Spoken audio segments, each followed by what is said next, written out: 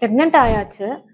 So pregnant ஆயி டாக்டர்ட்ட போயிட்டு ஸ்கேனுக்காக பார்த்தா, அவங்க வெஜைனல் ஸ்கேன் அடி வழியா ஸ்கேன் பார்க்கணும்னு சொல்றாங்க. இப்படிதான் என் ஃப்ரெண்டு வெஜைனல்ல ஸ்கேன் பார்த்து அபார்ஷன் ஆயிடுச்சுன்னு சொல்லி ஃபீல் பண்ணா.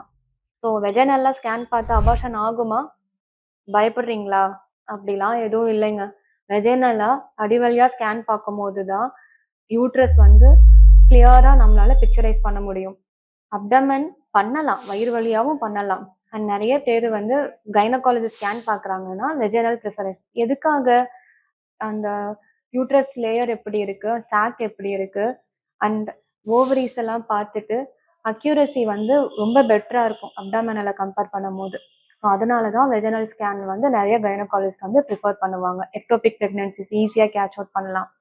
ஸோ அடி வழியா வெஜைனலா ஸ்கேன் பார்த்தா, அபார்ஷன் ஆகுமா அப்படின்னு கேட்டா, சான்சஸ் வந்து இல்லவே இல்ல. ஸோ தைரியமா பிரெக்னன்ட் ஆனீங்கன்னா, வெஜைனல் ஸ்கேன் ஓகே சொல்லுங்க.